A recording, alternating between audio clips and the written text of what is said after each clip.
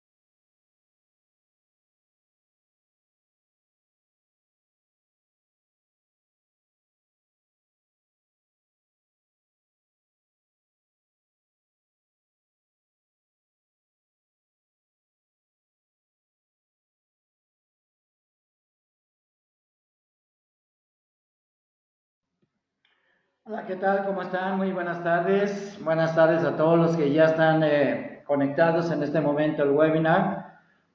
Son las 5 de la tarde en punto, el día de hoy, 21 de noviembre del año del Señor de 2017. Y momento de que iniciamos el webinar del día de hoy, dedicado en esta ocasión a lo que es el arrendamiento de inmuebles, el arrendamiento inmobiliario. ¿Por qué estoy trayendo a la mesa de esta hora este webinar? Bueno, ustedes saben que la Ciudad de México en fechas recientes tuvo pues un terremoto que destruyó varios edificios, varias propiedades en la Ciudad de México, en diferentes colonias, y algunas personas, más bien no algunas, muchas familias que estaban rentando o que eran propietarias de casas o de departamentos, pues tuvieron la desgracia de perder su inmueble o bien quedar dañado, pues de alguna manera, bueno, reparables, pero dañados, y entonces eso requiere que pues las personas ya no pudieran seguir habitando su casa, su departamento por los daños que sufrieron, y entonces tuvieron que salir a la búsqueda de casas y departamentos en renta en prácticamente pues toda la Ciudad de México, o por lo menos en las zonas aledañas a donde sufrieron esta catástrofe, de manera temporal, en lo que sus casas o sus departamentos, sus edificios se arreglaban. Con esto, pues generó una enorme demanda de propiedades en arrendamiento en la Ciudad de México. Ahora, este webinar no es solamente para asesores, directores y gerentes de la Ciudad de México, sino que vamos a hablar, obviamente, también de aspectos generales del arrendamiento, que es muy importante que todos los asesores, que todos los directores y gerentes conozcan para saber cómo enfrentar una situación como la que se presentó aquí en la Ciudad de México, cuáles son los procedimientos, cuáles son las obligaciones, cuáles son las garantías, qué es lo que se tiene que hacer en un momento determinado para que ustedes puedan orientar a sus clientes de una manera eficiente, de manera profesional, y que sepan qué es lo que se tiene que hacer.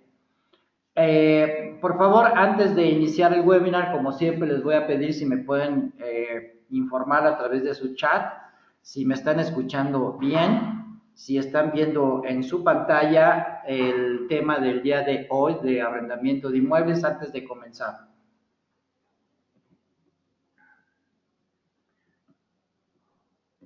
Ok, vamos a ver. Bien, ya estoy escuchando, dice Luis Salas, te escucha muy bien, Eduardo, muy bien. Alejandro Robles también me dice, me escucha bien, saludos. Leticia Guevara, todo bien. Luis Salas, muchas gracias Luis. Ana Rivera también me escucha muy bien.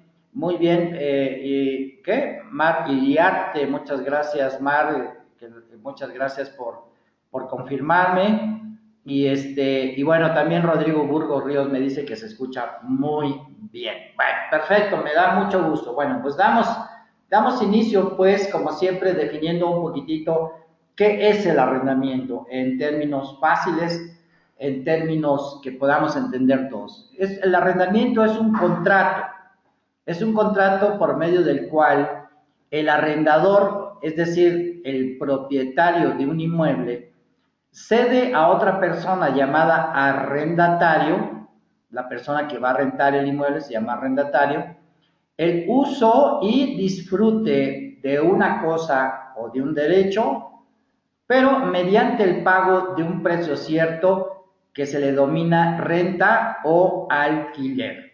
¿De acuerdo? Esa es la definición más sencilla de lo que es un arrendamiento. Es un contrato, como dice aquí, en donde lo único que se transfiere a la otra persona es el uso, el goce y el disfrute de ese bien, pero a cambio de un pago que dice aquí cierto, ¿ok? Y en dinero que se denomina renta o alquiler. Entonces tenemos dos personas que intervienen en esta operación. El arrendador, que es la persona físico-moral, que tiene la capacidad para poder dar un inmueble en renta. Y por el otro lado tenemos al arrendatario, que es también una persona física o bien moral, que tiene capacidad legal y económica para poder rentar un bien inmueble, ¿de acuerdo? Ahorita vamos a ver, pues entonces, cuáles son las partes que intervienen, ya lo dijimos, y cuál es el objeto del contrato.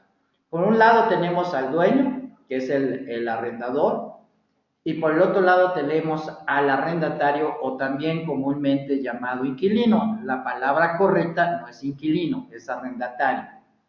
¿Cuál es el objeto del arrendamiento? El objeto de arrendamiento es, como dijimos, conceder a un tercero, a otra persona, el uso y goce del bien arrendado. Por lo tanto, por definición, el contrato de arrendamiento es un contrato traslativo de uso. Únicamente lo que se está transfiriendo o trasladando es el uso, goce o disfrute de ese bien. Pero, por supuesto que el arrendatario no tiene la capacidad de ejercicio, es decir, no podría vender ese inmueble, únicamente lo puede usar, lo puede gozar, lo puede disfrutar durante un tiempo determinado, el tiempo que dure la renta, pero nada más, no tiene capacidad de disposición, no puede disponer de un inmueble rentado. Así pues, es muy importante que, como principio, entendamos que las leyes en materia de arrendamiento son de carácter local, no de carácter federal. Es decir, no hay una ley federal de arrendamiento. Todo lo relacionado con el arrendamiento es de carácter local, es decir, son leyes de carácter estatal. ¿En virtud de qué? En virtud de que cada estado de la República Mexicana tiene, pues obviamente, sus leyes específicas en esa materia, ¿ok? En virtud de que tienen tienen su propia constitución política. Así es que no necesariamente el contrato de arrendamiento que aplica para un estado va a aplicar para todos los estados.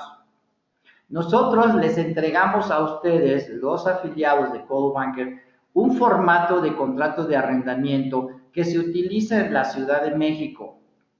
Sin embargo, la mayoría de las cláusulas que contiene ese contrato tienen un correlativo en los estados, pero no todos los estados.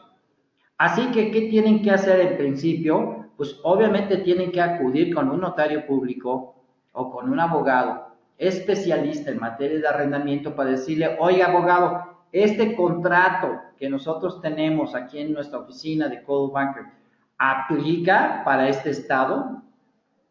las leyes que están aquí, los artículos que están aquí, las cláusulas que están en este contrato aplican para este estado. Si les dice que sí, pues perfecto. Si les dice que no, entonces pídanle que les diga qué cláusulas de ese contrato tienen que cambiar, tienen que modificar o tendrían que de alguna manera eliminar o poner en todo caso. Entonces, ojo con esto porque ha habido mucha confusión y consideramos que los contratos de arrendamiento son iguales para toda la República, lo cual no es así. Sin embargo, existen, ya sea en uno o en otro modelo de contrato, determinadas obligaciones que cada una de las partes que intervienen necesitan. Por ejemplo, el arrendador, ¿qué es el arrendador? Ya dijimos, es el propietario. ¿Cuáles son las obligaciones del propietario? Primero, obviamente, entregar ese inmueble con todas sus pertenencias y en el estado convenido para su correcto uso. Y al decir con todas sus pertenencias, no me estoy refiriendo a que tenga que venir amueblado. No, al decir que el inmueble debe contar con sus pertenencias, es decir, tiene que contar con determinadas instalaciones o bien muebles que le permitan usar ese inmueble adecuadamente. Por ejemplo, si yo voy a rentar una casa habitación, pues obviamente una casa habitación debe de tener recámaras, tiene que tener una cocina, debe de tener baños, baños completos o medios baños, ¿de acuerdo? Para que pueda ser utilizada como casa habitación. Si yo voy a rentar una casa para oficinas, pues normalmente se hacen modificaciones a esa casa, ¿de acuerdo? Y a veces los baños pues dejan de ser baños y se convierten en medios baños, la cocina pues normalmente se quita, no se deja, ¿no? Cuestiones así por el estilo. Si yo voy a rentar un despacho de oficinas, pues yo no puedo pensar que dentro del despacho de oficinas haya recámaras, baños y cocina. A eso se refiere con sus pertenencias, es decir, para que se pueda utilizar adecuadamente, de acuerdo obviamente a lo que está autorizado ese inmueble. Si es habitacional, pues tiene que tener las características que se requiere para un inmueble habitacional. Si es un inmueble comercial, tiene que tener las características que se requieren para un uso de suelo comercial. Obviamente tiene que hacer también las reparaciones que sean necesarias siempre y cuando estas no sean imputables directamente al arrendatario. Es decir, si por ejemplo ese inmueble que se va a rentar, pues tuviera algún problema con la electricidad, con plomería, con el calentador de gas o con cualquier instalación hidráulica o sanitaria, bueno, el propietario es responsable de hacer esas reparaciones. ¿Para qué? Para entregar el inmueble en condiciones de poderse usar. ¿De acuerdo? Ahora, si el propietario entrega el inmueble en las condiciones adecuadas de higiene, de seguridad y de funcionamiento, el inquilino, como vamos a ver, tiene la obligación de conservarlas. Porque si por su culpa o por su negligencia el inquilino destroza, descompone, desarregla, ahí sí, eso ya no es imputable al propietario, eso es imputable al inquilino. ¿Ok? Pero el propietario, de acuerdo a lo que establece el Código Civil para el Distrito Federal, es el responsable de hacer las reparaciones cuando sea necesario hacerlas y siempre y cuando no hayan sido por culpa del inquilino. También tiene que garantizar el uso pacífico de ese inmueble durante todo el tiempo del arrendamiento, es decir, el propietario no puede estar molestando al inquilino, no puede ir a tocar en la madrugada para ver si es cierto que sí está tranquilo y que no tiene la música a todo volumen, no puede entrar al inmueble para ver si el inquilino está dejando todo limpio y todo arreglado, no puede hacer eso. Por ley, el propietario no puede introducirse a la propiedad, aun cuando sea de su propiedad, para de alguna manera incomodar o que hacer algo que pudiera incomodar al inquilino o a sus ocupantes. Responder por los daños y perjuicios que hubiera por vicios ocultos, siempre y cuando esos vicios ocultos hubieran aparecido de alguna manera o que su origen fue antes de dar la propiedad en arrendamiento, que va un poquito relacionado con el punto segundo anterior. Sin embargo, bueno, pues aquí estamos hablando de vicios ocultos, ¿ok? Es decir, son cuestiones que no se alcanzan a ver a simple vista, pero que de alguna manera afectan o van a afectar el buen uso, el buen funcionamiento de esa propiedad. El propietario también está obligado a hacer las reparaciones por vicios ocultos o por responder por los daños y perjuicios que le hubieran causado al inquilino esos vicios ocultos. Es decir, si por ejemplo antes de ponerse esa propiedad en renta tenía unas goteras, ¿no?, en el techo, a lo mejor en una casa, porque pues no se había impermeabilizado en quién sabe cuántos años, y el día que lleguen las primeras lluvias se inunda la casa y se le daña al inquilino su televisión o su horno de microondas, pues entonces el propietario tiene que responder no solamente por la reparación, sino por el daño y perjuicio que le ocasionó a su televisión o su horno de microondas el hecho de no haber reparado las goteras anteriormente o haber impermeabilizado anteriormente para evitar ese tipo de situaciones. De ahí entonces que vienen las dificultades relacionadas con el arrendamiento, pero la ley es muy clara. La ley especifica muy claramente cuáles son las obligaciones del arrendador y cuáles son las obligaciones del arrendatario. Vamos a verlas.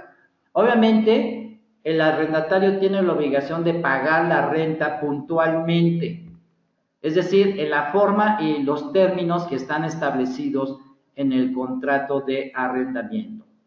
Segundo, también está obligado a responder por los daños y perjuicios que le haya causado, por ejemplo, a la propiedad, al inmueble, por su culpa, por su descuido, por su negligencia, la de él, la de sus familiares, sirvientes o cualquier otra persona que se encuentre dentro del inmueble arrendado.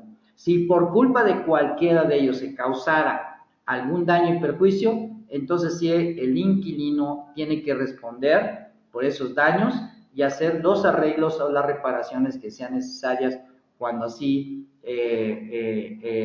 tuviera que hacerse.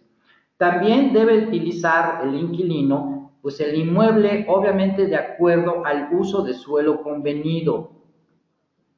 No se puede utilizar un inmueble en renta con un uso diferente a lo que establece la autoridad en la materia. ¿Quién es la que establece el uso de suelo? La Secretaría de Desarrollo Urbano. Si la Secretaría de Desarrollo Urbano dice que ese inmueble tiene un uso habitacional, las personas que lo renten no lo pueden utilizar como oficinas, no lo pueden utilizar como taller, no lo pueden utilizar como farmacia, no lo pueden utilizar como salón de belleza, no lo pueden utilizar como escuela, porque no está autorizado su uso. El inquilino tiene que darle el uso a ese inmueble que esté obviamente establecido por la Secretaría de Desarrollo Urbano de esa localidad. Por lo tanto, ustedes tienen que cerciorarse, asesores, ustedes tienen que cerciorarse del uso de suelo que tiene ese inmueble en el momento en que se va a promover en renta. ¿Cómo? Ya lo dije, tienen que investigar en el sitio web de la Secretaría de Desarrollo Urbano de su localidad para poder saber qué uso de suelo tiene y solamente así se puede rentar. Si dice habitacional, es habitacional, punto. No empecemos a buscarle tres pies al gato y decir, bueno, mire, puede ser habitacional, pero también lo puede usar para oficinas, porque pues fíjese que, pues como en la zona hay oficinas, pues también lo puede ser como oficinas. No, espérate, asesor, tú no puedes decir eso si no estás totalmente seguro de que ese inmueble tiene uso de suelo autorizado para oficinas, porque si no lo tiene, no pueden poner en renta propiedades con un uso diferente al autorizado. ¿Por qué? Porque eso contraviene las leyes en materia de arrendamiento y en un momento dado pudiera causar esto una demanda cuando llegue la autoridad y se presente y le diga, oiga, ¿y por qué hay tantos coches estacionados acá afuera? Ah, no, pues es que aquí son mis oficinas. ¿Me podría enseñar, por favor, su constancia de uso de suelo o su autorización de uso de suelo? Y entonces ahí vienen los problemas. Y por supuesto que si hay un problema, pues el inquilino, ¿con quién se va a quejar? Con ustedes. Por supuesto, porque ustedes fueron el contacto para que ese inquilino pudiera rentar esa propiedad. Y esto que estoy hablando es algo que yo he visto de manera muy frecuente en las oficinas, que rentan propiedades sin tener un uso de suelo autorizado al que debe de tener. Y entonces, como les digo, no le busquemos. Si es habitacional, se renta habitacional. Si es comercio, se renta comercio. Si es oficinas, se renta oficinas. Chequen por favor en la Secretaría de Desarrollo Urbano de su localidad el uso de suelo antes de poner en renta cualquier inmueble. Obviamente el arrendatario también está obligado a hacer uso de ese inmueble de manera correcta y de acuerdo a lo que establece la ley. Y por lo tanto, no utilizar el inmueble para llevar a cabo en ese inmueble actos que pudieran generar la extinción de dominio de ese inmueble. Es decir, llevar a cabo actos ilícitos, ¿ok?, dentro del inmueble, porque eso también está reservado en una ley que se llama Ley Federal de Extinción de Dominio. Ahí sí, la ley de extinción de dominio es una ley federal. Y entonces, si un inquilino utiliza ese inmueble para llevar a cabo actividades ilícitas conforme a la ley, pues entonces obviamente se pueden fincar responsabilidades al propietario del inmueble y, en el caso extremo, aplicarle la ley de extinción de dominio y quitarle esa propiedad. Entonces, mucho ojo cómo estamos rentando las propiedades y obviamente qué usos se le está dando a las propiedades. Ahorita algunos me van a decir, oye Eduardo, ¿yo cómo sé si ya está dentro el inquilino qué uso le va a dar? Bueno, pues por supuesto que el propietario, si no sabe o no tiene, no está totalmente cierto del uso que se le está dando, pero sospecha que a lo mejor se está haciendo un uso inadecuado de su inmueble, pues es obligación del propietario de denunciarlo, presentarse al Ministerio Público y decir, oiga, yo di esta propiedad en renta, es una casa, pero yo sospecho que el inquilino no lo está utilizando como casa habitación, sino como una cosa diferente, entonces yo una vez vengo yo a hacer una denuncia. ¿Para qué? Para que en caso de que se esté llevando un acto ilícito dentro de esa propiedad, el propietario quede a salvo y no se lo van a llevar entre los pies. Pero bueno, esto ya es un tema de un webinar independiente que se llama Ley de Extinción de Dominio. ¿Ok? Pero lo traigo a colación porque es muy importante que estemos preparados.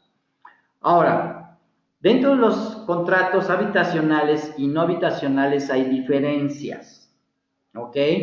Los contratos habitacionales y los contratos no habitacionales están obviamente también regulados por la ley. ¿Dónde van a encontrar esa información? Pues normalmente los van a encontrar en el Código Civil de su estado. Entonces, ¿qué tienen que hacer, asesores? Tienen que accesar a lo que es el Código Civil de su estado y entonces ahí puedan ver cuáles son las características, las obligaciones y los artículos que aplican para inmuebles habitacionales, para fincas habitacionales y para fincas no habitacionales. Sin embargo, aquí menciono algunas diferencias. Primero, en los contratos habitacionales hay ordenamientos que que se denominan de orden público y de interés social. ¿Qué quiere decir? Que esas cláusulas o esas disposiciones son irrenunciables. Aunque no se mencionen en el contrato de arrendamiento, o aunque se mencione que son renunciables, en un contrato de arrendamiento hay disposiciones que son irrenunciables. ¿Cuáles son esas? Por ejemplo, primero, la ley del tanto, ¿ok? Y por supuesto la ley de preferencia, el derecho de preferencia, y ahorita vamos a ver. En los inmuebles no habitacionales, las disposiciones pueden ser renunciables. Pueden ser, si se establecen, hay que cumplirlas. Si no se establecen, no hay necesidad de cumplirlas. En los inmuebles habitacionales, la duración mínima es de 1 año forzoso para ambas partes, es decir, para el arrendador y arrendatario. En arrendamiento habitacional, el arrendamiento es mínimo por 1 año, no por menos, por 1 año.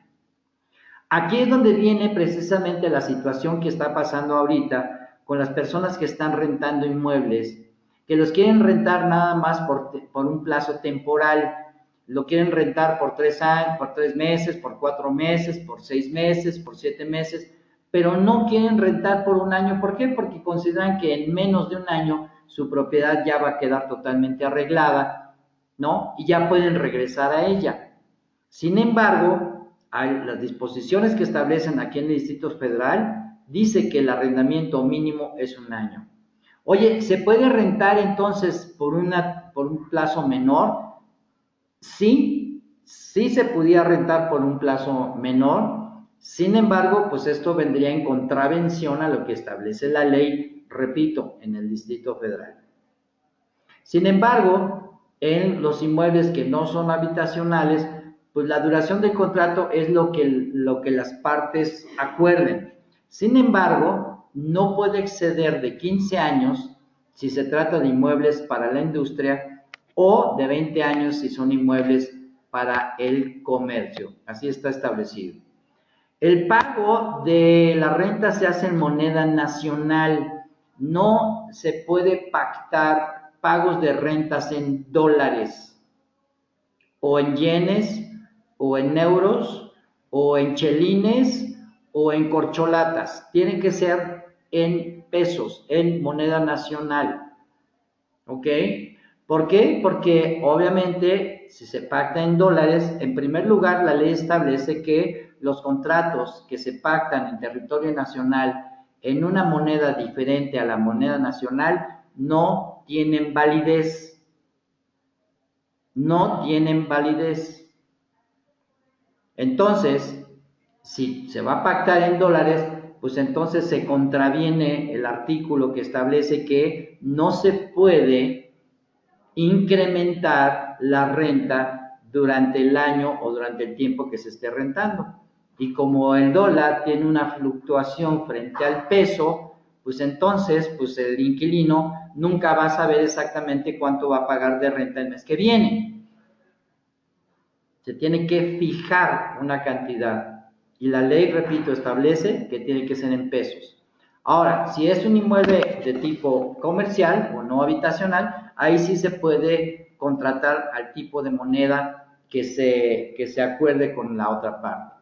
El incremento, dijimos, de la renta en México está controlado.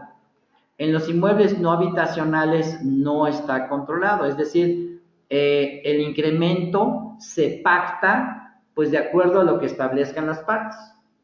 Normalmente se ha pensado que el incremento de la renta para el siguiente año es lo que tenga, lo que marque el índice nacional de precios al consumidor, es decir, la inflación.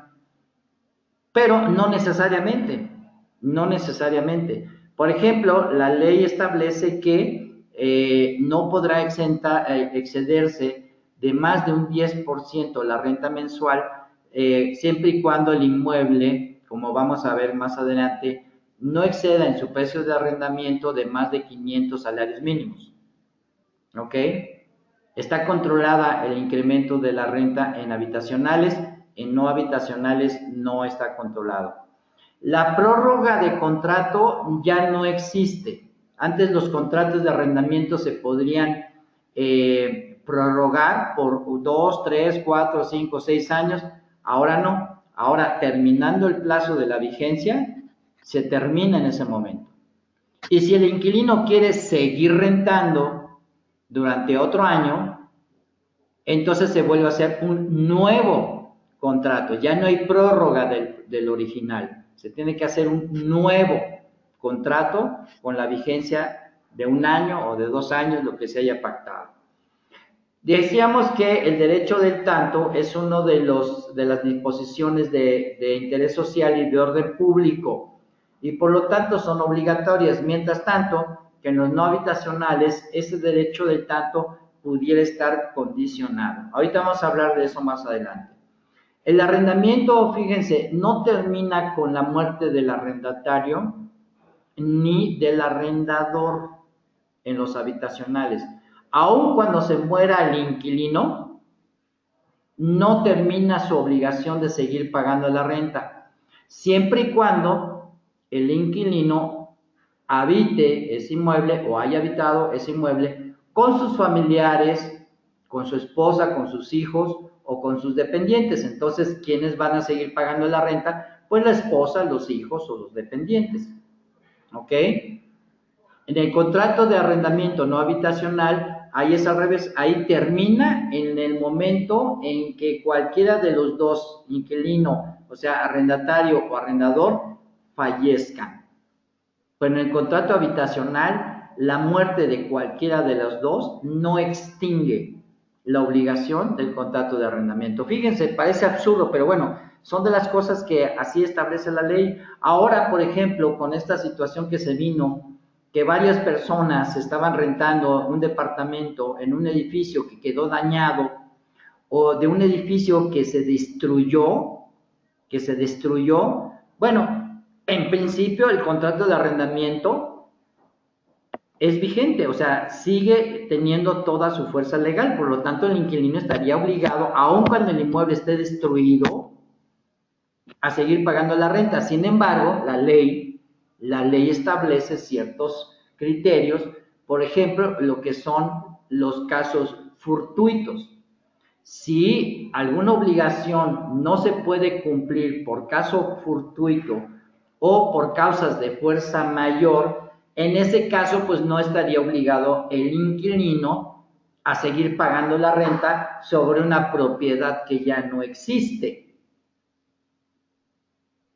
Suena lógico, ¿no? Sin embargo, no lo establece el contrato de arrendamiento. Entonces, posiblemente sea necesario poner una cláusula en los contratos de arrendamiento diciendo que será motivo de cancelación del contrato de arrendamiento cuando se presente una situación de caso fortuito o de fuerza mayor para ambas partes. Aquí hay una pregunta, pero ahorita antes de pasar a la pregunta nada más quiero terminar con esto. El aviso que tiene que dar el inquilino en caso de que ya no quiera seguir rentando esa propiedad, lo tiene que hacer con 2 meses de anticipación a la fecha en que termine el contrato. ¿Ok? En los no habitacionales, simplemente con el que el inquilino dé un aviso de terminación en la misma fecha, con eso es más que suficiente. Pero en habitacionales lo tiene que hacer con anticipación y con 2 meses de anticipación. El inquilino también tiene el derecho de preferencia en los inmuebles que son de tipo habitacional. En los no habitacionales no hay derecho de preferencia. Se puede renunciar a ese derecho si es un inmueble comercial. Y el subarrendar una parte de ese inmueble se autoriza, se puede subarrendar siempre y cuando sea con la autorización del propietario. Si el propietario autoriza a un inquilino a subarrendar una parte del inmueble, lo puede hacer siempre y cuando el propietario esté de acuerdo. No obstante, aunque el propietario esté de acuerdo, el inquilino, el arrendatario, seguirá respondiendo frente al propietario de lo que haga el subarrendatario. Es decir, los dos, subarrendatario y arrendatario, los dos quedan obligados frente al propietario, frente al arrendador, sobre esa propiedad que se está subarrendando. En los inmuebles de tipo no habitacional, también tiene que ser con autorización previa del propietario. Si no hay autorización, no se puede subarrendar ni un cachito, ni un cuartito, ni una recamarita, ni un bañito, ni nada. Simplemente no se puede subarrendar una propiedad, a no ser que sea con la previa autorización del propietario. Aquí me dice, pregunta, en el tema de las disposiciones irrenunciables, ¿el pago en moneda nacional es solo para el Distrito Federal o aplica para cualquier estado? Acabo de repetir, Alejandro, que estas disposiciones aplican para el Distrito Federal. Sin embargo, casi te puedo decir que las mismas disposiciones se aplican para muchos estados de la República. Por lo tanto, yo te pediría, por favor, que checaras en el Código Civil de tu estado si es que existe una cláusula que diga que el arrendamiento se tiene que pactar en moneda nacional, siempre y cuando sea habitacional, o si se puede pactar en otra moneda. Dice que en el Estado de México, no, en el Estado de México tampoco se puede pactar en una moneda diferente, tiene que ser en moneda nacional. ¿Ok? Bien, a ver, aquí hay otra, dice, ¿puedes repetir dónde checar el incremento de las rentas? ¿Es de acuerdo al índice nacional de precios al consumidor? No, no necesariamente es de acuerdo al índice nacional de consumidor. Ese es un parámetro, no necesariamente el índice nacional de precios al consumidor. Leticia, ahorita vamos a hablar un poquitito de esa parte también para que se resuelva tu duda. Bien, ok, seguimos entonces. Ok, las diferentes garantías. Ok, ustedes saben que para que se pueda rentar una propiedad, el inquilino, el arrendatario, tiene que garantizar el cumplimiento que tiene de pagar las rentas. Y por lo tanto, si el inquilino por cualquier motivo no pudiera garantizar el pago de esas rentas, entonces tiene que haber alguien que entonces cumpla con esa obligación. Y ese alguien, esa tercera persona, se le llama fiador, ¿ok? Una de las garantías del arrendamiento se llama fiador. Hay otras garantías.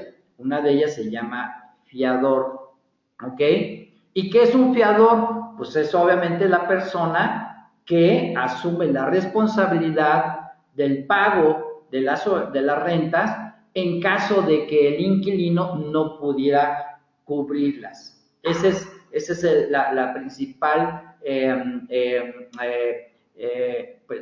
la actividad principal del fiador. Y entonces el fiador, como tiene que garantizar el cumplimiento de esa obligación, ¿qué pasa si el fiador tampoco puede cubrir la renta, no puede obligarse por cualquier motivo? Pues entonces, a su vez, se le pide al fiador que aporte un inmueble de su propiedad en garantía ¿de qué? Pues en garantía del cumplimiento de su obligación de cubrir o de pagar o de asumir la responsabilidad frente al arrendatario. ¿Ok? Ojo, estoy hablando de un fiador. Algo que yo he estado viendo que se comete con mucha frecuencia es utilizar los términos equivocados. Entonces, pues no se le llama fiador, sino he escuchado que varios asesores dicen, oiga, es que usted tiene que presentar un hasta ahorita ya se me fue la palabra, pero no es un fiador. Bueno, ahorita se me viene la palabra a la memoria. Pero ojo con ese tipo de aval, exactamente, aval, ya me recordaron. Un aval y un fiador son cosas totalmente diferentes, asesores inmobiliarios, no confundan. Una persona que garantiza las obligaciones del inquilino en un contrato de arrendamiento se le llama fiador. Una persona que garantiza un título de crédito se le llama aval. Entonces, un aval y un fiador no son lo mismo. Entonces, por favor, no cometamos el error de decirle, es que tiene que haber un aval, es que me tiene que proporcionar un aval con un bien inmueble en garantía. Eso es un error terrible, decirle aval al fiador. No, los avales son personas que garantizan cuando se trata de una operación de título de crédito o para una operación de ese tipo, de tipo financiera. ¿De acuerdo? Entonces, por favor, muchísimo cuidado con utilizar la palabra aval. No es un aval, se llama fiador.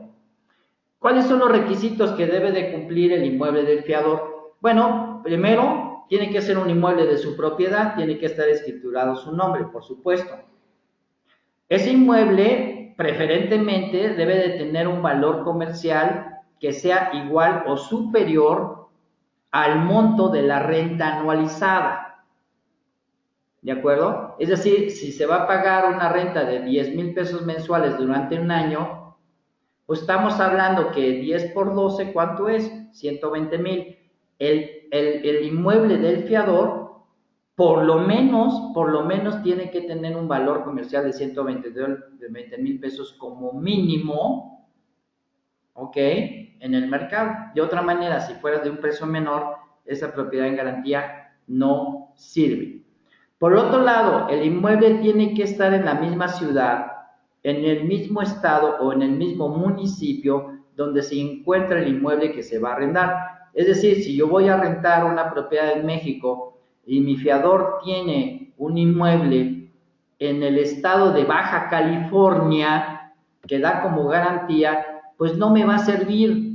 ¿Por qué? Porque el inmueble en garantía debe de estar en el mismo estado en donde se va a firmar, donde se encuentra, el inmueble que se va a rentar.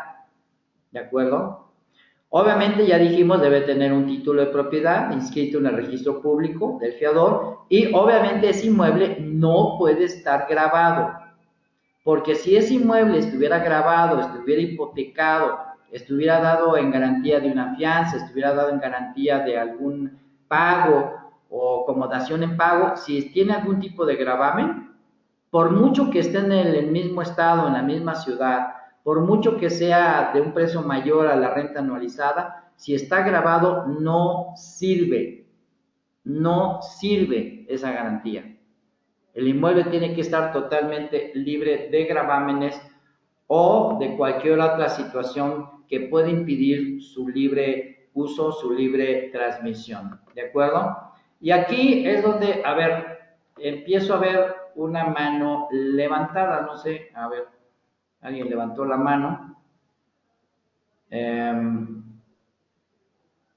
Pues no, fue mi imaginación porque no veo manos levantadas. Ok, perfecto, no hay preguntas. De todas maneras, en cualquier momento ustedes pueden preguntar o si quieren al final pues respondemos a las preguntas. Entonces, estas son las características o los requisitos que requiere tener el inmueble dejado en garantía del fiador, no del aval, ¿de acuerdo? Bien. Otro tipo de garantía es la fianza. Otro tipo de garantía es la fianza.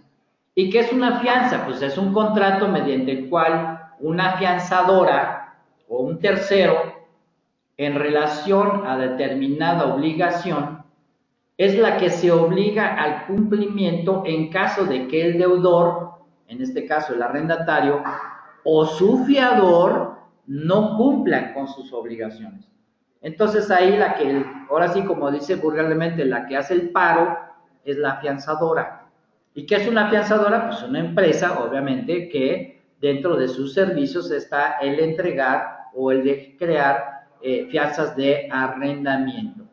¿Ok? Vamos a ver que tiene sus ventajas y tiene sus desventajas.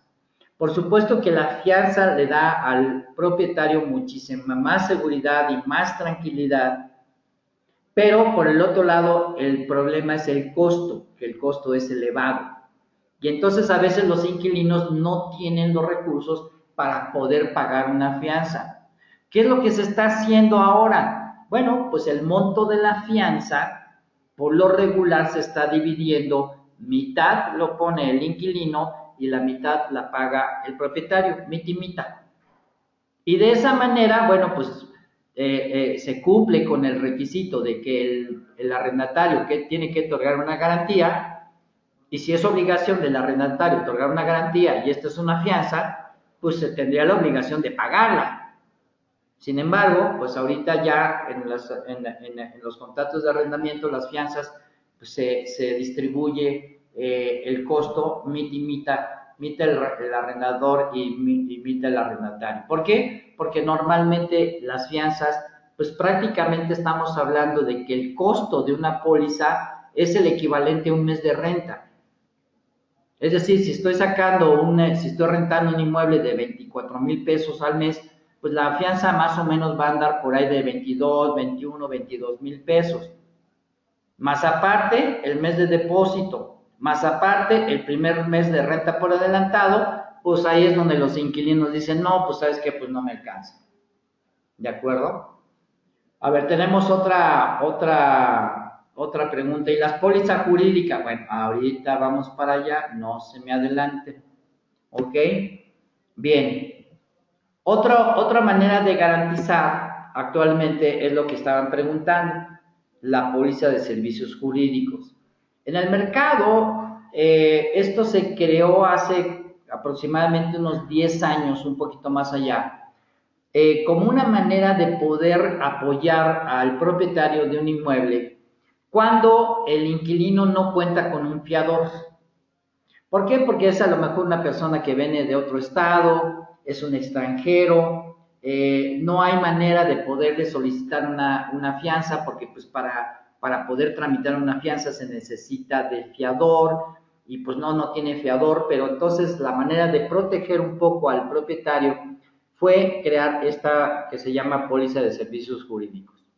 ¿Qué es esta póliza de servicios jurídicos? Pues igual, es un contrato mediante el cual un tercero, o sea, una empresa, se compromete a ejecutar la desocupación del inmueble cuando el inquilino esté adeudando 2 o más meses de renta de manera consecutiva o cuando el inquilino desocupe anticipadamente el inmueble o cuando el inquilino de alguna manera no quiera desocupar el inmueble una vez que se venció el contrato.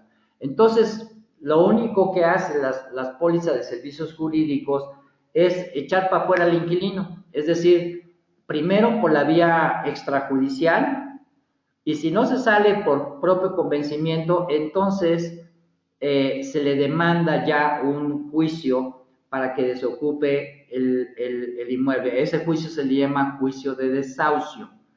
Y el juicio de desahucio implica que el propietario tiene que contratar un abogado para poder demandar al inquilino. Y obviamente los gastos relacionados con el juicio, los gastos relacionados con el abogado, los cubre la póliza de servicios jurídicos. Por ese motivo son mucho más económicas. Puede representar hasta un 50% menos que una fianza, ¿ok? Pero por el otro lado, lo único que le cubre al propietario son los gastos por el juicio de desahucio o desocupación que se tuviera que llevar a cabo y de cubrir nada más esos gastos. No le va a cubrir las rentas no pagadas. No le va a cubrir las rentas no pagadas por el inquilino. Sin embargo, hay otros modelos que ya están sacando de pólizas de servicio jurídico que también cubren algunas, que también cubren los gastos de las rentas no cubiertas, ¿ok? Pero obviamente estas pólizas son muchísimo más caras. Entonces, hoy por hoy en el mercado se están ofreciendo, hay empresas que se dedican a este tipo de pólizas Entonces, ¿qué es lo que yo recomiendo? Pues yo no puedo decir que hay una mejor o una peor. Todo depende de la empresa, depende del costo y todo depende de los servicios. Por lo tanto, es muy importante que si ustedes van a contratar una póliza de servicios jurídicos para efectos de sus inquilinos, y repito, siempre y cuando el inquilino no tenga fiador, investiguen cuáles son estas empresas, chequenlas, que vayan a la oficina, que platiquen con ustedes, que les digan qué servicios ofrecen, en qué términos, cuáles son los costos, que ustedes chequen qué reputación tiene esa empresa, si no ha sido motivo de alguna situación, de fraude o cosas así por el estilo. Chequenlo primero. Y una vez que ya tengan detectadas a esas empresas, cítenlas en la oficina, que les platiquen, que les digan, y ustedes en un momento dado podrían recomendar pues los servicios de cualquiera de estas empresas a sus clientes. Ahora, la fianza. Por supuesto que la fianza le da muchísima más garantía al propietario y termina con la fecha del vencimiento del contrato de arrendamiento, es decir, la fianza va a cubrirle al propietario todas las rentas que el inquilino no le haya cubierto, al menos hasta la fecha de terminación del contrato de arrendamiento. Y eso es una liviane, ¿no? Como se dice. Siempre y cuando, obviamente, la afianzadora le pida al propietario, oye, para que yo te pueda seguir cubriendo la renta no pagada, pues tú tienes que, por favor, proceder a una demanda en contra del inquilino para que yo te pueda seguir pagando. Hay otras afianzadoras o otras fianzas que dicen, no importa que no lo hayas demandado, yo te sigo pagando la renta, pero por tiempo limitado. ¿Hasta cuándo? Pues hasta que se termine el contrato de arrendamiento. Por otro lado, el pago de la renta que no cubriera el inquilino la paga la afianzadora y lo hace más rápido. No es tan burocrático el proceso. En un momento dado, la afianzadora responde en un término de 5 a 10 días. A veces hasta un poquito más, hasta 15 días, pero no pasa de ese tiempo. Obviamente tiene un costo elevado para el inquilino, ya dijimos que casi es el equivalente a un mes de renta, pero también hay seguridad por parte para el propietario, es una mayor seguridad. ¿Por qué? Porque las fianzas están reguladas por la Ley Federal de Instituciones de Fianzas. Entonces, las afianzadoras son empresas serias, son empresas profesionales, empresas que están reconocidas por la Ley Federal de Instituciones de Fianzas. ¿Cuál es la desventaja de no contratarla y no nada más tener un fiador? Bueno, pues el fiador únicamente garantiza durante la vigencia del contrato y hasta la entrega del inmueble, ¿ok? O sea, va más allá de lo que sería la fianza, porque la obligación del fiador no termina en el momento en que se acaba el contrato de arrendamiento, sino termina hasta que se le devuelve al propietario el inmueble que estaba rentando el inquilino, ¿ok? El fiador también, pues desafortunadamente, si no cumple con su obligación, pues se tendrá que hacer labor extrajudicial o en un momento dado labor judicial para hacerlo cumplir. Ese es el problema. Una ventaja, pues es que pues no le cuesta nada al inquilino, ¿verdad? Porque pues no se requiere ningún pago para tener un fiador, simplemente que una persona esté dispuesta a fungir como fiador y tan. El problema es que en el mercado existen lo que se llaman los fiadores comprados, es decir, personas que lucran haciéndose pasar por fiadores, presentando escrituras apócrifas, ¿no? Y cobrándole a los inquilinos una lana por fungir como sus fiadores, pero son fiadores balines, son fiadores comprados, no son fiadores reales. Entonces, pues eso, si no tenemos nosotros conocimiento, pues podemos caer en un error y rentarle a una persona que tenga un fiador comprado. Por el otro lado, desafortunadamente también, pues la garantía, que es el inmueble del fiador, pues en un momento dado, si esa garantía, por ejemplo, el fiador la vende la propiedad y no lo notifica, pues obviamente esa garantía ya no existe, ¿verdad? Así de fácil. Entonces, pues nos podemos quedar chiflando en la loma. ¿Ok? Entonces, existen esas opciones de garantías. Ahora, vamos a hablar rápidamente de lo que es el mes de depósito. ¿Qué es el mes de depósito? Ustedes saben que uno de los requisitos que se solicitan para rentar un inmueble, aparte del fiador con garantía inmobiliaria, es que el inquilino pague al momento de firmar el contrato una cantidad equivalente a un mes como depósito, un mes de renta como depósito, independientemente del mes de renta que corra.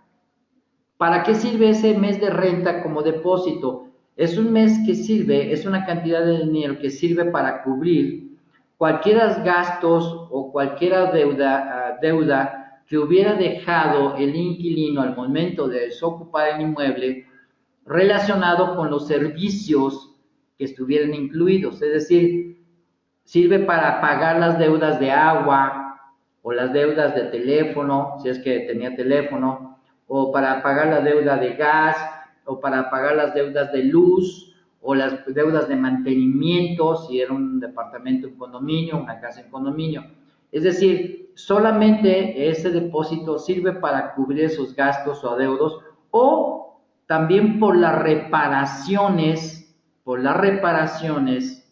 que se tuvieran que hacer al inmueble por el mal uso del inquilino. Si dejó maltratado el inmueble, pues el mes de depósito se puede utilizar para hacer los arreglos o los daños que le hubiera ocasionado el inquilino a su inmueble.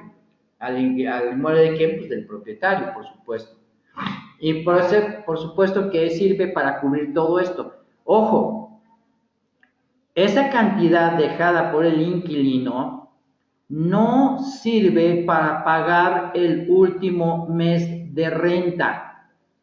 El depósito dejado por el inquilino no sirve para pagar el último mes de renta. La renta se tiene que pagar desde el mes 1 hasta el mes 12. Porque de repente decimos, mire, pues es que como yo dejé el equivalente a un mes de renta como depósito, pues cóbrense del depósito y ya no me cobren el último mes. Pues no, señor inquilino, no se puede hacer eso porque el depósito en garantía es eso, un depósito en garantía, no es una renta adicional. Por lo tanto, ¿qué pasa? Que ese mes de depósito, pues una de dos, o se le aplica si tuviera que hacerse alguna reparación, o si se tuviera que pagar algún adeudo por servicios, o bien se le regresa al inquilino una vez que ya el propietario se hubiera cerciorado de que todo está en orden, de que no dejó ningún adeudo, que todo está al corriente de gas, de agua, de energía eléctrica, etcétera, etcétera. ¿Ok? Si todo está al corriente, no dejó adeudos, bueno, pues esa cantidad se le devuelve, ¿ok? Se le devuelve al inquilino, se le reembolsa, normalmente dentro de los 45 días posteriores a la fecha en que dejó la propiedad, en que desocupó la propiedad. Oye, ¿por qué 45 días y no luego? Porque puede ser que lleguen recibos durante ese lapso que no hayan sido pagados con anterioridad, me refiero, ¿de acuerdo? Que no hayan sido pagados con anterioridad a la fecha de desocupación. En todo caso, si todo está en orden, repito, dentro de 45 días a más tardar, el propietario se obliga a reembolsarle la cantidad que dejó el inquilino en garantía. Pero repito, no es para cubrir el último mes de renta. Para eso no es la garantía, el depósito en garantía. Como dijimos, de acuerdo a lo que establece la ley en el Distrito Federal, el incremento de la renta es anual, es decir, no se le puede incrementar la renta al inquilino durante la vigencia del contrato de arrendamiento. ¿Ya vieron por qué no se puede pactar en dólares? A menos, digo, que el inquilino pues gane en dólares, y pague una renta en dólares, bueno, pues en ese caso sí. ¿Por qué? Porque el propietario va a recibir dinero en dólares, va a recibir billetes verdes. Pero la ley establece que el arrendamiento habitacional se paga en pesos, no en dólares. Obviamente, si se habla de un inmueble habitacional, el incremento de la renta, ya lo decía anteriormente, no puede exceder el 10% de la renta anterior, pero siempre y cuando la renta no exceda de 150 salarios mínimos. ¿A cómo está el salario mínimo? El salario mínimo en este año, o todavía por lo que resta del año, es de 80.10 sí, 80 pesos diarios. ¿Ok? Entonces, si multiplicamos, a ver, déjeme sacar mi calculadora, 80.10, ok, por 150, estamos hablando de 12,015 pesos. 12,000 pesos en números redondos. Es decir, si la propiedad no excede, si la renta mensual no excede de 12,000 pesos al mes, no se puede incrementar más del 10%. No se puede incrementar. De acuerdo a lo que dice la ley, repito, en el Distrito Federal y en algunos estados de la República. Chéquenlo, por favor, esto en su Código Civil de su estado. El inmueble que no son habitacionales, bueno, pues el incremento, pues ahí sí las partes acuerdan, ¿ok? Las partes acuerdan y entonces ya de acuerdo a lo que acuerden de incremento, pues es lo que se pone en el contrato para el siguiente año. Entonces, como ven, el incremento de la renta no nada más es lo que establece ¿cómo se llama? La inflación. No necesariamente es por la inflación. ¿Ok? Se puede pactar de diferentes maneras el incremento, pero siendo habitacional, como dice aquí, no se puede incrementar en un 10% si el inmueble no excede de 12,000 pesos al mes como renta mensual. Ahora, ¿qué es el derecho del tanto? Ah, chino, ya son las 6. Bueno, me voy a tardar 15 minutitos más para terminar de explicar esto, ¿de acuerdo? Espero que me puedan aguantar un poquito más. El derecho del tanto, ¿qué es esto? Es el derecho que tiene el arrendatario, es decir, el inquilino, a ser preferido en caso de que el propietario decida vender ese inmueble. ¿Ok? Es el derecho que tiene el inquilino, ahora sí que tiene la mano, en caso de que el propietario decida vender ese inmueble que se está rentando. ¿Ok? Para hacerlo, pues obviamente el propietario le tendrá que avisar al inquilino su intención de poner en venta el inmueble que esté rentando. ¿Para qué? Para que, por supuesto, este inquilino se le da ese derecho del tanto y es decir, a ver, inquilino, te doy el derecho del tanto, quiero vender mi departamento o quiero vender la casa que está rentando. ¿A ti te interesaría comprarla? Si te interesa comprarla, a ti es al primero que te estoy notificando, te estoy dando el derecho que tú decidas si quieres comprarla o no. Si sí quieres comprarla, pues entonces obviamente ya nos sentamos, acordamos el precio, los términos, las condiciones, y si tienes los recursos te la vendo. O sea, ya no vas a ser inquilino, ahora te convertirías en dueño. Si no tienes los recursos o no te interesa comprarla, bueno, pues entonces llegando el tiempo, pues tienes que agarrar tus cositas y salirte porque en ese momento yo voy a poner la propiedad en venta, pero yo ya te otorgué el derecho del tanto, el derecho a que tú tengas preferencia sobre la propiedad que yo voy a vender y que tú estás rentando. En eso consiste el derecho del tanto. Obviamente esto no nada más es, oye, de palabra, no. Se tiene que poner por escrito, se tiene que hacer un acuerdo y ese acuerdo se tiene que llevar con un notario público y decirle, oiga, señor notario, yo soy el dueño de esta propiedad, tengo al señor de la canal que es inquilino y ya le dije que voy a vender mi propiedad. Y entonces el señor de la canal me dijo que no, que muchas gracias, que él no desea comprar el inmueble, es decir, que renuncia al derecho del tanto.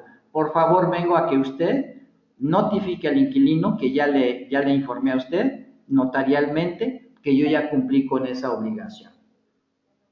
¿De acuerdo? Para que no haya broncas de que no, yo no sabía, no, bueno, yo pensé, bueno, pero es que como tú no me dijiste bien claro o no me dijiste bien las cosas, pues yo entendí. No, aquí no hay nada de que yo no entendí. El derecho del tanto tiene que ser un escrito firmado de conformidad por ambas partes y obviamente entregado a un notario para que dé fe de que efectivamente se le hizo al inquilino y se le dio la preferencia del tanto.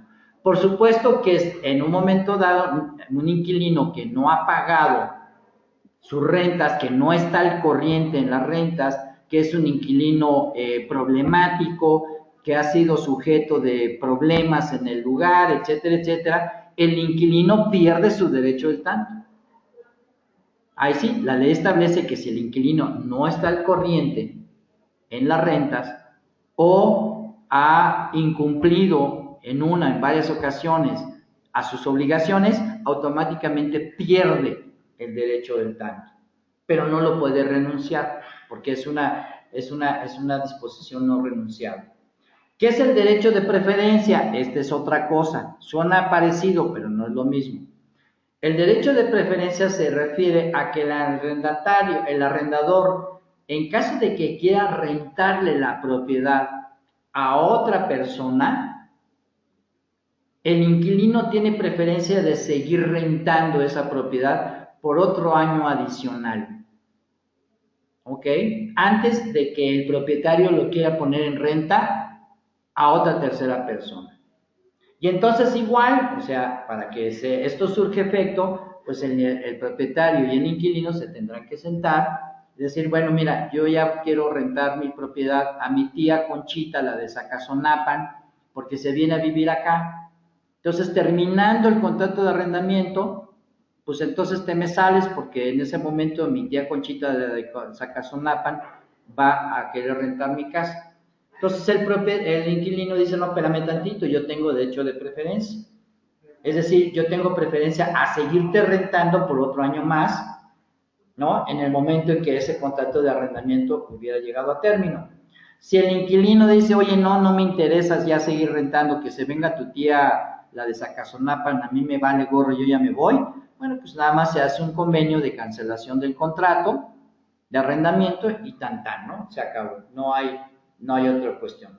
Obviamente, para que el inquilino pueda ejercer su derecho de preferencia, igualmente, como en el derecho del tanto, pues tiene que estar, obviamente, al corriente en todas sus rentas y no haber incumplido en lo absoluto en el contrato.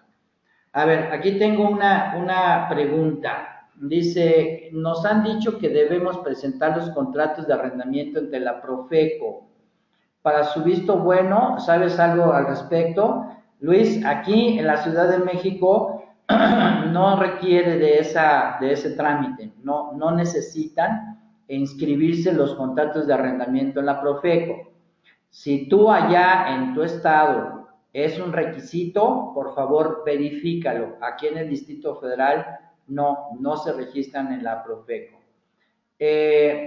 Alejandro dice, ¿es obligatorio que sea ante notario? Sí, el derecho de preferencia y el derecho del tanto, no es que se haga ante notario, sino que el acuerdo que tuvieron el inquilino y el arrendador respecto al derecho, se lo tienen que notificar, decirle, notario, yo cumplí con decirle al inquilino que quería vender mi propiedad, se lo dije con anticipación, le dije que podría comprar mi propiedad, pero como no me ha respondido o ya me respondió que no le interesa, yo traigo el acuerdo ante usted para que usted lo vea, el acuerdo que tengo con el inquilino, y entonces usted le ponga que da fe de que efectivamente yo cumplí con esa disposición. Y es ante notario precisamente para que el inquilino luego no salga con que no, a mí nunca me avisaron, no, a mí nunca me dijo, no, a mí no me dijo que iba a vender su casa. ¿Me explico? porque desafortunadamente los mexicanos así somos muy dados a ver de qué manera hacemos la tranza, a ver si nos salimos con la nuestra, y entonces una manera de proteger al propietario es que ese documento, ese acuerdo entre el inquilino y el propietario se lleve con un notario para que el notario dé fe de que efectivamente sí se le notificó y sí se le dio el derecho de preferencia o el derecho del tanto al inquilino. ¿De acuerdo? Bien, ok, seguimos adelante, ya casi terminamos. ¿Qué más? Ok, ¿qué es lo que se necesita para promover un inmueble en renta? Ojo, ojo con esto, es muy importante. Para que ustedes puedan promover la renta de un inmueble, necesitan tener la escritura de compra-venta o el título de propiedad del inmueble que se va a rentar, la escritura. Hay algunos que me han dicho, oye Eduardo, pero ¿para qué pedimos las escrituras si no se va a vender? Pues no importa. El contrato de arrendamiento es un contrato legal, tiene toda la fuerza legal. Y si no tenemos nosotros el título de propiedad, ¿cómo sabemos si la persona que nos dice que quiere rentar la propiedad es el dueño? ¿Cómo vas a saber que es el dueño si no tienes el título de propiedad? Y es más, te voy a decir una cosa, si el dueño estuviera casado por sociedad conyugal, aunque la escritura está a nombre nada más de uno de ellos, los dos tienen que estar de acuerdo en firmar el contrato de arrendamiento, porque son copropietarios. ¿Ok? Por supuesto que necesitamos tener el título de propiedad de escritura completa. En caso de que la persona que va a poner en renta la propiedad no sea el dueño, sino que esté actuando por conducto de un representante, es decir, de un apoderado, pues entonces necesitamos el contrato de la escritura del propietario más el poder notarial para actos de administración, para que entonces ese apoderado pueda firmar en representación del propietario el contrato de arrendamiento. Pero si no tenemos ni la escritura ni el poder notarial, no se puede firmar ningún tipo de contrato. Ojo, ojo, porque así es como se han hecho fraudes que nos han dejado en situación muy riesgosa y muy vulnerable. Se necesita tener los documentos de identificación oficial del propietario o los propietarios con fotografía. Se necesita el acta de matrimonio del propietario y los propietarios, ya lo dije para qué. Y se necesita que el propietario demuestre que está al corriente en todos los servicios de luz, de gas, de agua, de mantenimiento, de teléfono. ¿Para qué? Pues para no irle a rentar al inquilino una propiedad que tiene adeudos, que debe mantenimiento, que debe luz, que debe agua, ¿ok? Que debe gas, etcétera, etcétera. A ver, ya me llegó otra pregunta. No, era un comentario nada más que quedó muy claro. Perfecto, entonces, esto es parte de los documentos que ustedes requieren, que le van a solicitar al propietario para que ustedes puedan promover la propiedad en arrendamiento. Ahora, ¿cuáles son los requisitos que piden o que se piden para rentar? Bueno, estos pueden variar, ¿ok? No hay nada escrito. No hay nada escrito. Pueden variar de estado a estado, pueden variar de ciudad a ciudad. Sin embargo, los requisitos para el arrendamiento pueden ser los siguientes. Primero, cubrir el equivalente al primer mes de renta por adelantado.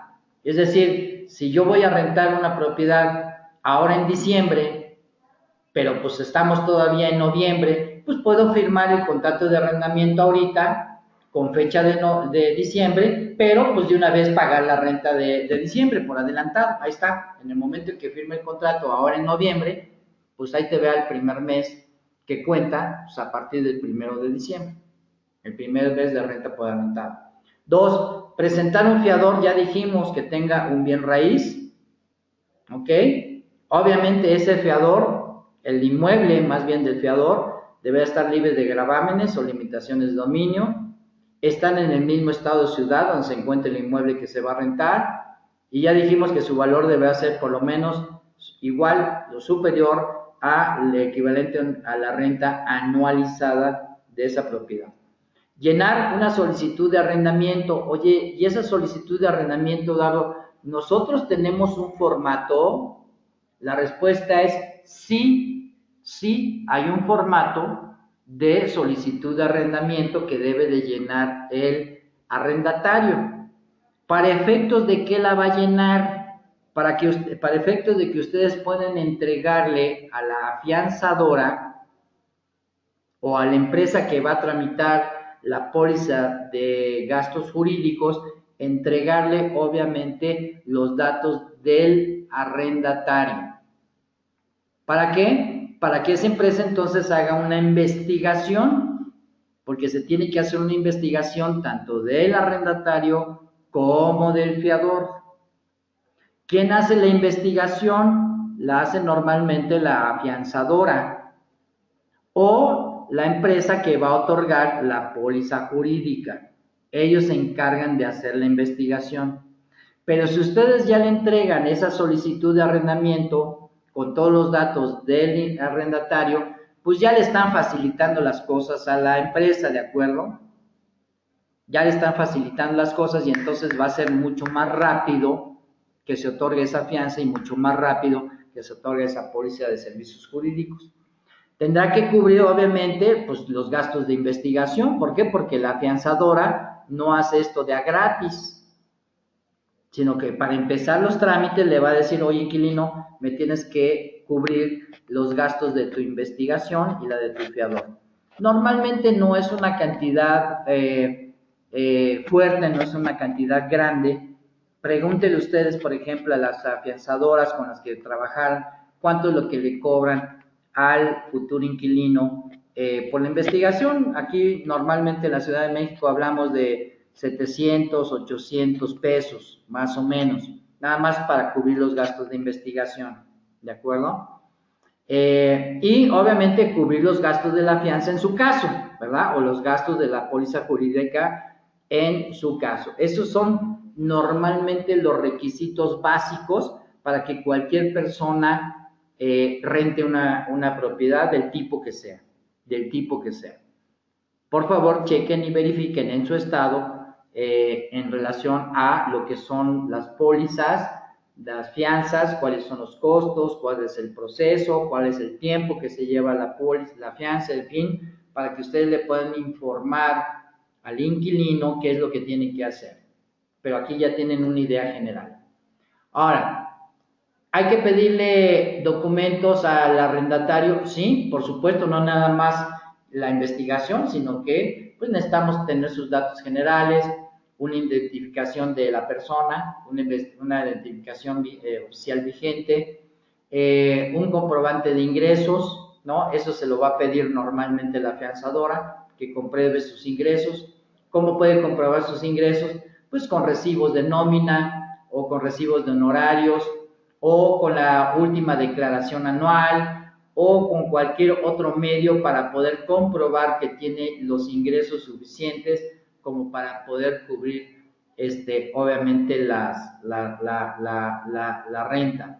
También les pueden solicitar comprobantes de solvencia económica, esto es estados de cuenta bancarios, o en su caso una carta de solvencia económica del banco, esto lo pide normalmente la afianzadora, un comprobante de domicilio anterior, o sea, es decir, dónde vivía anteriormente el inquilino, y los datos del arrendador anterior. ¿Para qué? Pues para ver cuáles son los antecedentes. Eso es muy, muy importante y eso es algo que la mayoría de los asesores no hacen.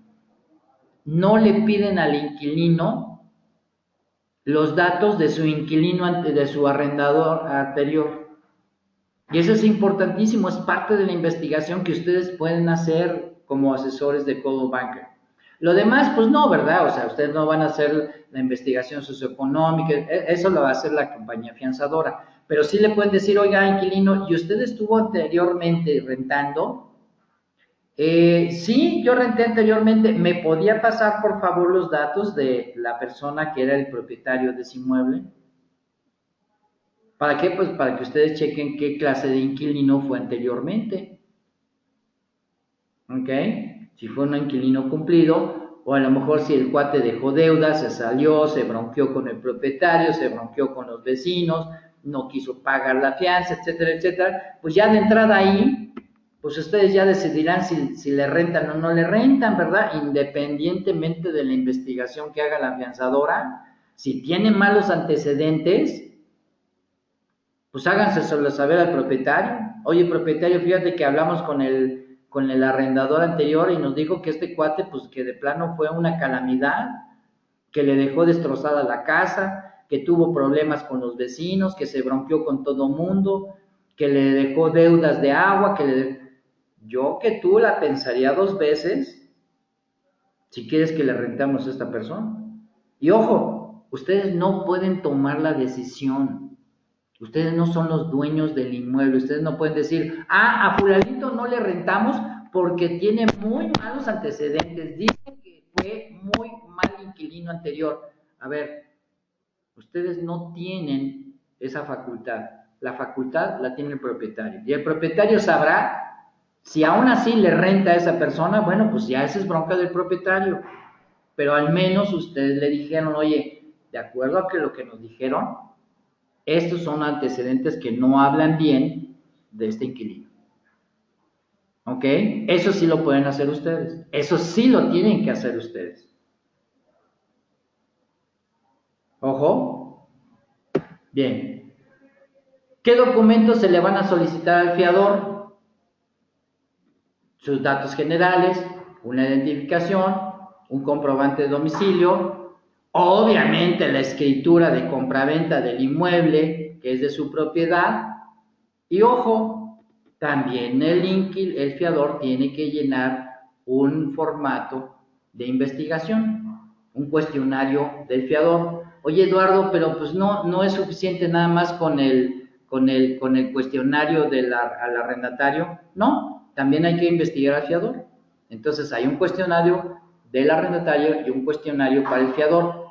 Oye, ¿y esos documentos los tenemos? Sí, sí los tienen. ¿Y en dónde están, Eduardo? Tienen que entrar a la liga de Google Drive y ahí su director, su gerente, les puede bajar el cuestionario del inquilino y cuestionario del fiador para que llenen los datos cada quien y entonces se pueda hacer la investigación.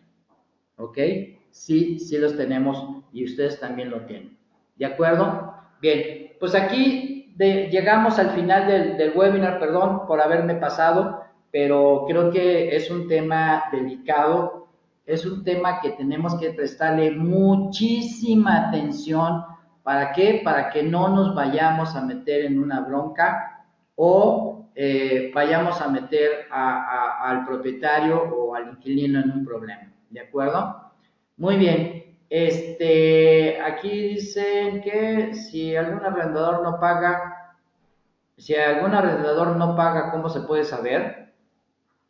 No, bueno, pues el arrendador no paga, el que paga es el arrendatario. ¿Y cómo sabes que el arrendatario no paga? Pues el propietario lo va a saber, ¿no? Cuando no le pague el inquilino, pues obviamente ahí lo va a saber. Pero el que paga no es el arrendador, es el arrendatario.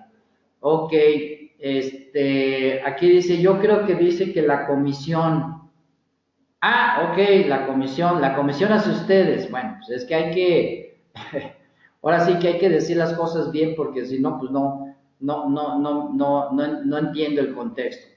Sí, por supuesto, pues obviamente, pues ustedes, José Luis, como todo, pues tienen un contrato de prestación de servicios firmado con el propietario, ¿ok? En donde el propietario se compromete a cubrirles ustedes la comisión en caso de que se rente su propiedad con alguna persona que cumpla con todos los requisitos, ¿verdad? Oye, y si no me quiere pagar, pues José Luis, pues lo vas a tener que demandar al propietario, no hay de otra. O sea, ¿cómo demandas al propietario que no te pague que no te quiere pagar tu comisión de una venta? pues la misma manera, si no te quiere pagar, pues tendrás que demandar, por supuesto. Ok. Bien, dice, no era mi duda. Bueno, ya lo sé que no es mi duda, no era tu duda, pero aquí lo estoy aclarando, ¿de acuerdo? Si es que se refería a esa pregunta, ¿qué pasa si el arrendador no paga la comisión? Pues si no les paga la comisión, pues lo tendrán que demandar, así de fácil. No hay de otra. Bien, perfecto, pues no veo ninguna otra duda. Ok, ya contestamos a los del derecho del tanto. Ok, bien, pues ya no hay otra duda. Bueno, pues muy bien, pues muchísimas gracias por haberse conectado a este webinar que creo que es muy importante. Y directores, gerentes, si necesitan el material para efectos de una capacitación interna, por favor nada más me tienen que mandar un correo electrónico solicitándome el material y yo con muchísimo gusto se los hago llegar entre hoy y mañana, si me lo solicitan, a su correo electrónico para que lo puedan tener en su oficina. Pues muchísimas gracias, son las 6:25 de la tarde. Muchas gracias por su paciencia, por haberme escuchado durante este tiempo. Y bueno, yo espero escucharlos la próxima, que nos veamos la próxima semana, misma hora, mismo canal. Y si tuvieran alguna otra duda que quisieran resolver ya de manera un poquito más puntual, con mucho gusto me pueden llamar o me pueden mandar un correo electrónico. Yo encantado de la vida, le resuelvo cualquier duda que tuvieran. Pásenla muy bien todos, muchísimas gracias y que tengan muy buena tarde. Hasta luego.